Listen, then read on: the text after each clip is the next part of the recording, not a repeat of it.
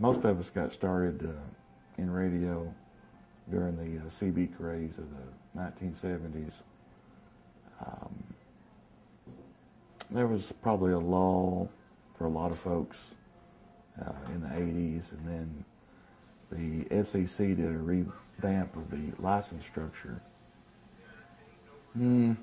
early 90s, and they streamlined the licensing process, made it a lot easier to get a license for the ham radio community, and we had a real influx of people getting licenses. And for the most part, in that day and time, you're at the beginning of the internet phase, you're at the beginning of the cell phone phase. The ability to communicate and make telephone calls. We did that a lot in the radio world. It's called auto patching. Everything from ordering pizza to calling home and telling somebody where you're at, and that was a big thing for service. And then of course cell phone infrastructure grew and all that stuff, so it became less and less. And nowadays they further streamlined the process and dropped some of the requirements that were always been around, like the ability to do Morse code is no longer a requirement to be a ham radio operator. You don't have to do code at all. And the evolution, we went from 5 licenses to 3 that covers everything. That's kind of where we're at right now.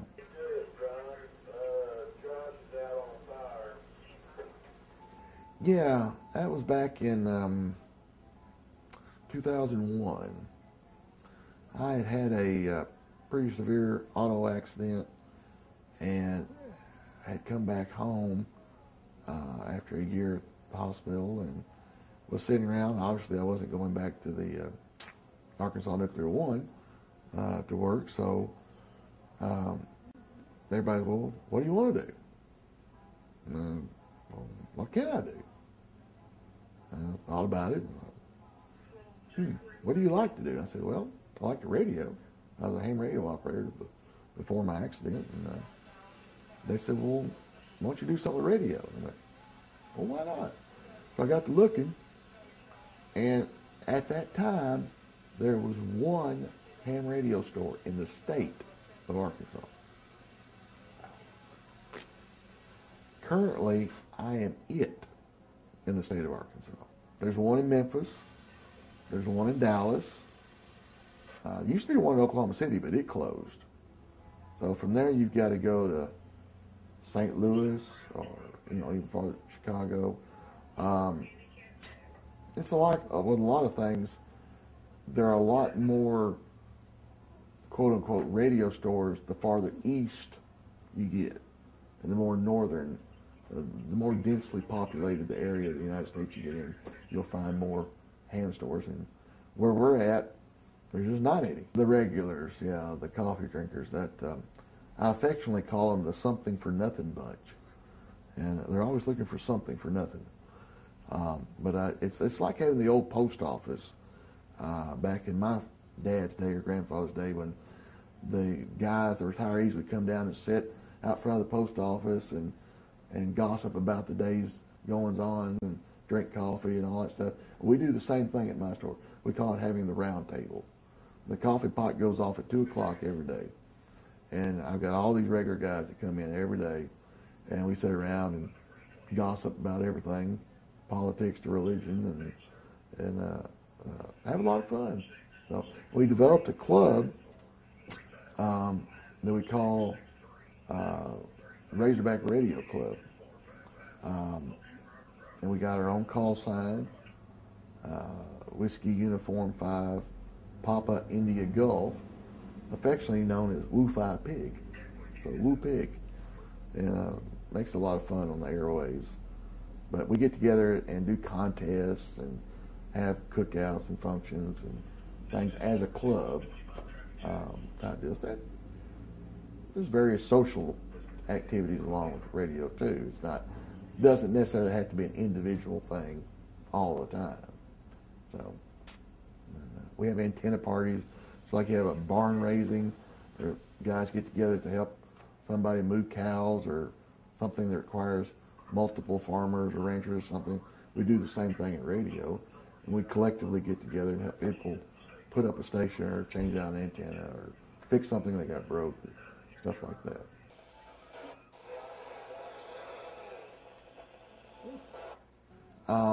We're involved with, in radio world, from an emergency management perspective, what happens if a disaster happens in your area? During Hurricane Katrina, the folks locally down there at Gulf Shores and from Mobile and all across Mississippi, Louisiana, we were using ham radio to get messages out to people because there was nothing left down there. All the towers were down, and even the big radio stations stuff was down. The big New Orleans radio, they finally got back up fairly quickly so people could hear. There was just nothing to listen to. There was no infrastructure left. But the hams were there, and they had their batteries, and they had their generators, and they produced their own electricity, and they fired their radios up, and they could talk to folks and pass information. And we got messages in and out. We sent stuff. Of course, I'm up here. I've got Uncle Joe down there, and I need to find out about Uncle Joe. So it really got bottlenecked because you had the whole country trying to go into New Orleans, and it was really New Orleans that needed to go out. So it really got clustered there for a little bit. It was overwhelming, the amount of traffic. Lessons learned from Katrina. I was really involved with Hurricane Katrina. We had a lot of folks that came up and stayed in our area for a week. And at the camps, we were really stuck. At one of the camps I worked at, we didn't have any cell phone service. We had cell phones, no service. We had one party line phone, no internet, and we had hundreds of folks that were displaced from New Orleans up here. Okay? And we sat there and twiddled our thumbs for 2 or 3 days. We finally got Dish Network or DirecTV. Somebody came out, installed a couple of satellite receivers for us, and we got cell phone service temporarily out there, and we got internet capability. And we went from doing nothing with several hundred people to connecting these people, communicating with friends and relatives, letting people know where, and getting them bused and flown out, transferred to where they needed to go, all within less than 36 hours we were done. We went from essentially doing nothing, just a couple of people here and there, over 3 or 4 days, to having that capability and getting these people farmed out where they needed to go. You're the end user, and you're here, and we've had the big tornado, the big ones hit. We've lost all our internet capability, but I've got my radio.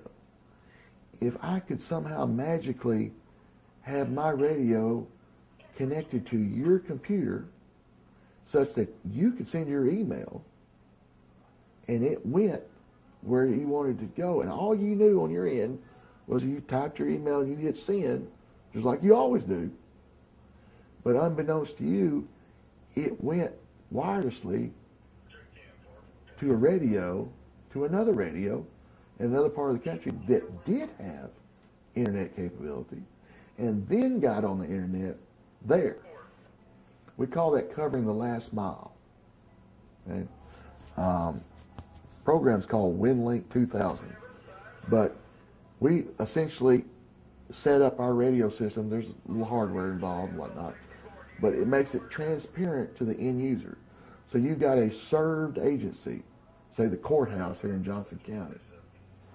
Everybody down there, we've got all these refugees, we've got people displaced. We need to pass information. We need to get files transferred, contact relatives, let everybody know, what's going on, all this kind of stuff. If they can do that with their email programs, as is, without changing, they're at the courthouse. And it happened. Even though it's having to get to a radio and go over to Tennessee before it gets onto the internet, they don't see any difference. It's slower, it's not as fast, but it still works the same. So that is a meshing of radio with today's technology from IMCOM standpoint, emergency communication standpoint, and how to get people to communicate in an emergency.